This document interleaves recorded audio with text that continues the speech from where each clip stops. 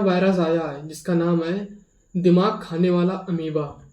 तो आइए उसके बारे में जानते हैं। केरल नेग्लेरिया फाउलरी नामक एक मुक्त जीवित सूक्ष्म जीव, जिसे बोलचाल की भाषा में दिमाग खाने वाला अमीबा कहा जाता है, के कारण अचानक और खतरनाक स्वास्थ्य संकट से जूझ रहे हैं। 2025 में अब तक राज्य में घातक अमीबिक के 69 पुष्ट मामले सामने आए हैं, जिनमें 19 मौतें शामिल हैं। सबसे दुखद बात यह है कि अगस्त के अंत में कोझिकोड में एक 3 महीने के शिशु और एक 52 वर्षीय महिला की मौत हो गई, जिससे केवल एक महीने में 3 मौतों का आंकड़ा पहुंच गया है। यह एक दुखद श्रृंखला है। अगस्त की शुरुआत में एक 9 वर्षीय बच्ची की मृत्यु हो गई थी और बच्चों से लेकर वयस्कों तक कई सक्रिय मामले कथित तौर पर राज्य के अस्पतालों में उपचाराधीन हैं।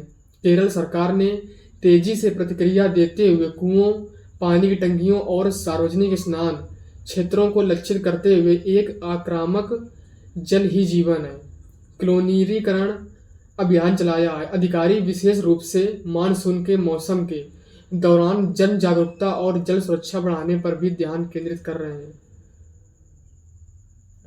केरल की स्वास्थ्य मंत्री वीना जॉर्ज ने हाल ही में एक बयान में कहा है कि पिछले साल के विपरीत इस बार हमें किसी एक जल स्रोत से जुड़े क्लस्टर नहीं दिख रहे हैं। उन्होंने आगे कहा कि ये एकल अलग थलग मामले हैं, जिससे हमारी महामारी विज्ञान संबंधी जांचें जटिल हो गई हैं। उन्होंने ये भी कहा कि शुरुआती पहचान की महत्वपूर्ण है। वर्तमान में समय पर निदान और परजीवी रोधी दवा मिल्टेफोर्शिन का उपयोग करके रोगियों के आक्रामक उपचार से केरल को 24% की जीवित रहने की दर प्राप्त करने में मदद मिली है, जो कि 3% से भी कम के वैश्विक औसत से कहीं अधिक है।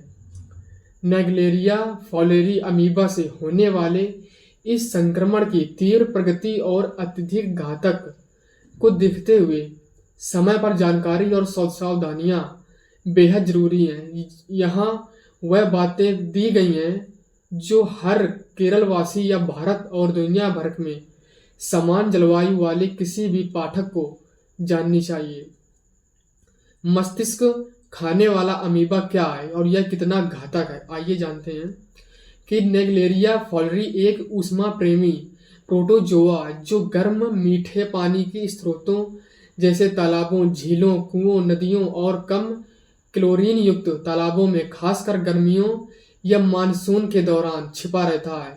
यह अमीबा अक्सर तैराकी, स्नान या नाक की सिंचाई के दौरान नाक के रास्ते शरीर में प्रवेश करता है और तेजी से मस्तिष्क तक पहुंचकर प्राथमिक अमीबिक का कारण बनता है। हालांकि असाधारण रूप से दुर्लभ PAM लगभग हमेशा घातक होता है।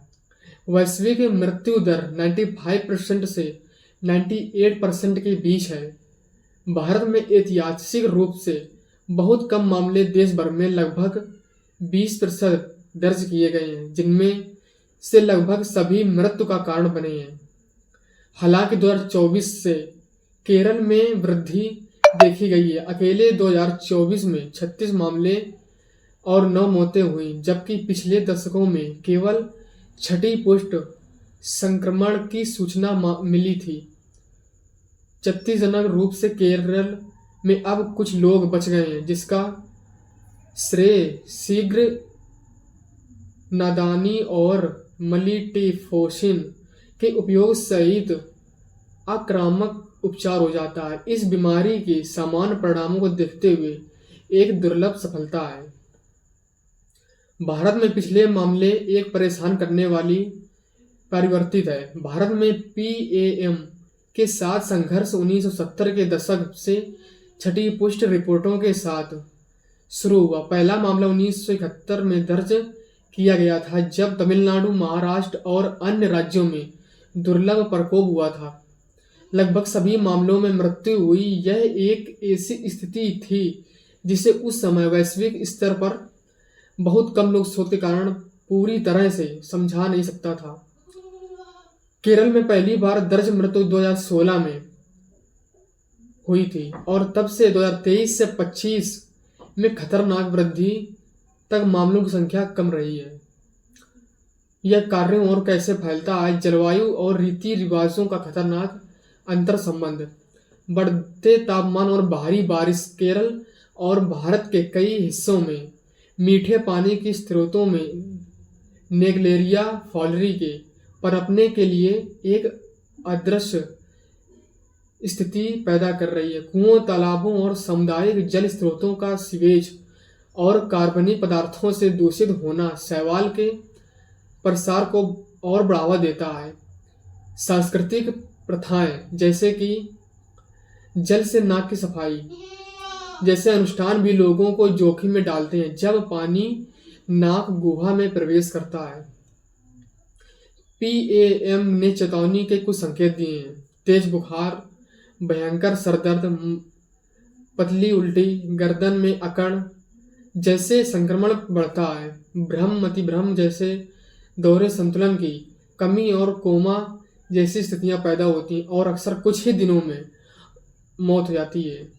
एक खतरे का उदाहरण, कोझिकोड में 9 साल की एक बच्ची की हालत 24 घंटे से भी कम समय में बुखार से बिगड़कर मौत हो गई।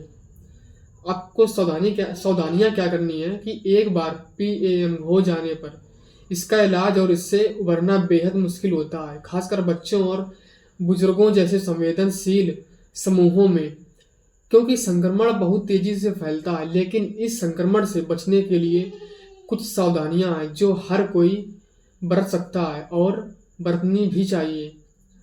घर पर जल की सुरक्षा, अनुपचारित कुओं, स्थिर तालाबों, नदियों या उचित क्लोरीकरण की कमी वाले तालाबों में स्नान या तैराकी नहीं करना चाहिए, इससे बचना है। नाक की सिंचाई, अनुष्ठानिक सफाई या नेति के लिए उबला हुआ, फिल्टर किया हुआ या बोतल बंद पानी इस्तेमाल करें। कभी भी सीधे नल का बिना फिल्टर किया हुआ, बिना क्लोरीन वाला पानी इस्तेमाल ना करें।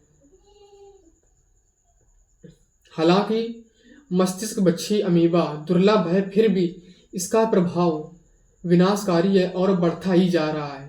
लेकिन केरल की त्वरित प्रतिक्रिया और शुरुआती मामलों में जीवित बचे लोगों की संख्या दर्शाती है कि जागरूकता, सुरक्षित जल प्रबंधन और त्वरित चिकित्सा देखभाल से कुछ जानें बचाई जा सकती हैं। सतर्क रहें, खतरनाक पानी से बचें और साफ सफाई को प्राथमिकता दें। खासकर इस मानसून में आखिरकार छोटी छोटी सावधानियां सबसे कीमती जिंदगियों की रक्षा कर सकती है। अब इस वीडियो को आगे तक शेयर कीजिए ताकि लोग जाने कि जो नया वायरस आया है अमीबा, वो कैसे हमारे दिमाग में जाके उसको खाना शुरू करता है और कुछ ही दिन में हमारी मौत हो जाती है।